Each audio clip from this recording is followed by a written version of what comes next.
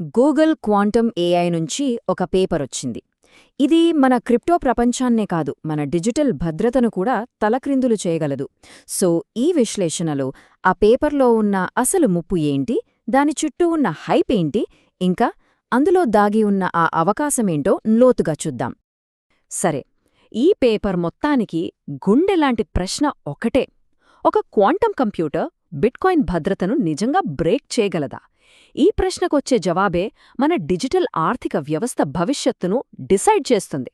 Google వాళ్ళ లెక్కల ప్రకారం ఆ భద్రతను బ్రేక్ చేయడానికి పట్టే టైం అక్షరాల కేవలం 9 నిమిషాలు. అవును, విన్నది కరెక్టే, మన యావరేజ్ బిట్కాయిన్ బ్లాక్ టైం కన్నా తక్కువ సమయంలోనే. అయితే ఈ 9 నిమిషాల హెడ్లైన్ మనకు కనిపించేది మాత్రమే. అసలు కథ, అసలు విషయం దీని వెనకాలే దాగుంది. ఇప్పుడు దాని గురించే మాట్లాడదాం. ఇక్కడే కథలో అసలు ట్విస్ట్ మొదలవుతుంది. గూగుల్ వాళ్ళేం చేశారంటే, ఆ అటాక్కి కావాల్సిన మెయిన్ సర్క్యూట్ని మాత్రం రహస్యంగా పెట్టారు. కానీ దాన్ని మళ్లీ తయారు చేయడానికి కావాల్సిన దాదాపు ప్రతి ఒక్క డీటెయిల్ని పబ్లిష్ చేసేశారు. విచిత్రంగా దీనికే వాళ్లు బాధ్యతాయుతమైన బహిర్గతం అని పేరు పెట్టారు. ఈ స్లైడ్ చూస్తే మనకు క్లియర్గా అర్థమవుతుంది.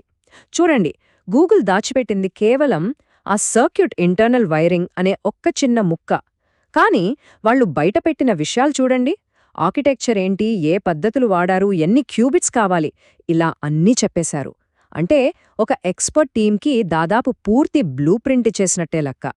ఈ కోట్ అసలు విషయాన్ని సూటిగా చెప్తుంది. గూగుల్ వేసిన తాళమనేది అంత పెద్ద రక్షణేమీ కాదు.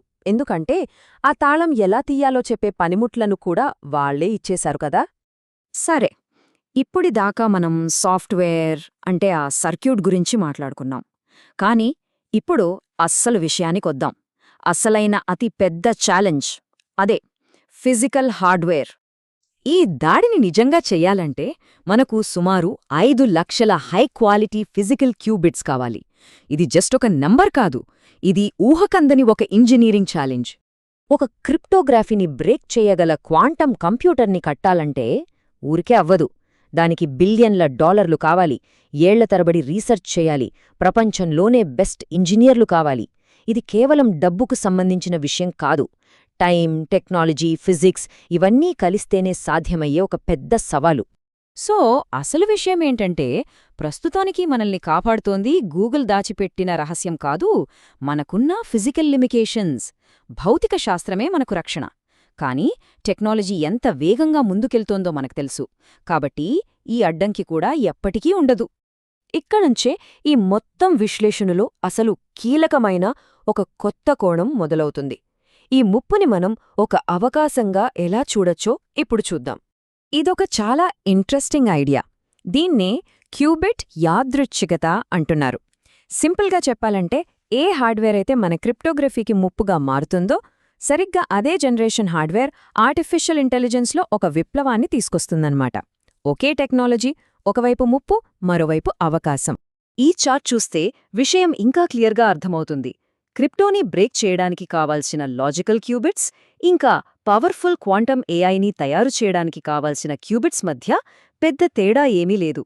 అవి దాదాపు ఒకే రేంజ్లో ఉన్నాయి. ఈ పోలిక చాలా పవర్ఫుల్.